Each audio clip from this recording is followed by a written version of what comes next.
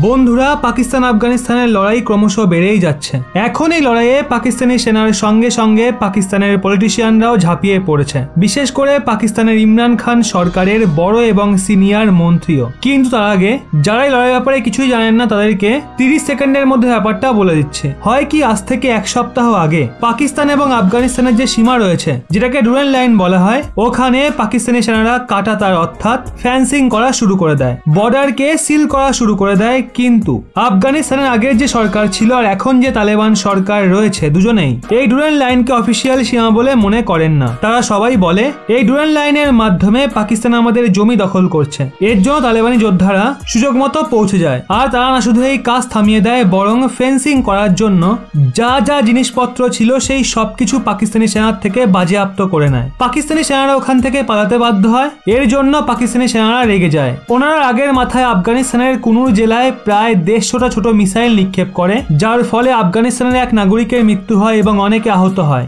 এটুকুই নয়, তারা মোটারও নিক্ষেপ করে, গোলাগুলিও করে আফগানিস্তানে। এই ক্রিয়াকলাপের জন্য তালেবান কমান্ডার রেগে যায়। উনিও ওই সময় দুদিন আগে ওয়ার্নিং দিয়েছিল, যদি এই হামলা দ্রুত না থামানো হয় তাহলে তালেবানি যোদ্ধারা এর পাল্টা জবাব দেবে, আমরা বন্ধুত্ব বন্ধুত্ব সব ভুলে যাব। এখন এই হুমকির পর পাকিস্তানি সেনারা ফায়ারিং তো থামিয়ে দেয়, কিন্তু তারপর পাকিস্তানি নেতারা ফায়ারিং করা শুরু করে। আসলে যখনই এই খবর গোটা পাকিস্তানে ছড়ায়, আমাদের সেনাদের তালেবান যোদ্ধারা তাড়িয়ে দিয়েছে, ফেন্সিং থামিয়ে দিয়েছে, তো সেটার পর পাকিস্তানের আলোচনা হওয়া শুরু হয়ে যায়, আমরা তো সহায়তা করি তালেবানদের আফগানিস্তান দখল করতে। এটুকুই নয়, পাকিস্তান দুনিয়া জুড়ে জায়গায় জায়গায় সামিট করছে, যাতে দুনিয়ার বড় বড় দেশ আফগানিস্তানে তালেবান সরকারকে রেকগনাইজ করে। আর আমাদের সাথে এরা এরকম ব্যবহার করছে, তো কোথাও না কোথাও পাকিস্তানের ভেতরে তালেবানদের বিরুদ্ধে একটা নেগেটিভ সেন্টিমেন্ট তৈরি হয়েছে, আর এটাকেই মদত দিচ্ছে পাকিস্তানি সরকারের লোক। আসলে আপনারা স্ক্রিনে দেখুন, পাকিস্তানের যে সিনিয়র ক্যাবিনেট মিনিস্টার রয়েছে হবওয়া চৌধুরী, যিনি ইমরান খানের বিশেষ লোক, উনি বয়ান এটা দিয়েছেন আফগানিস্তানের ভেতরে যে কঠোরপন্থী শক্তি রয়েছে সেটা পাকিস্তানের জন্য একটা বড় বিপদ। এখন তারা কঠোরপন্থী কাদের বলছে, এরপর সে আরো একটা বয়ান দিয়েছে, সেটা থেকে আপনারা জানতে পারবেন। আসলে আজ থেকে দুদিন আগে তালেবান একটা ফরমান জারি করে, যে মহিলারা রয়েছে তাদের ঘর থেকে বাইরে বেরোতে হলে ঘরের কোনো পুরুষকে তার সঙ্গে থাকতে হবে বা কোনো আত্মীয় পুরুষ থাকতে হবে, তখনই তারা ঘর থেকে বেরোতে পারবে।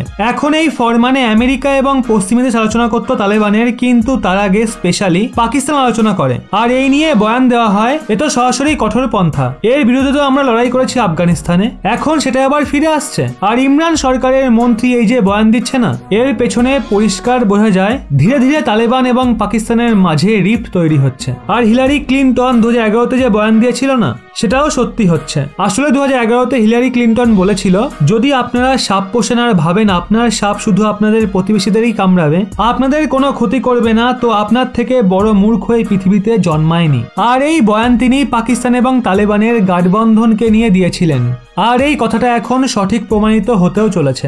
এখন আপনারা আমাদের বলুন, পাকিস্তান এবং আফগানিস্তানের মধ্যে যে বিরোধ এসছে, ভারত সেটাকে আরো বড় করে কি এর থেকে ফায়দা তুলতে পারবে? হ্যাঁ নাকি না, কমেন্টে অবশ্যই জানান।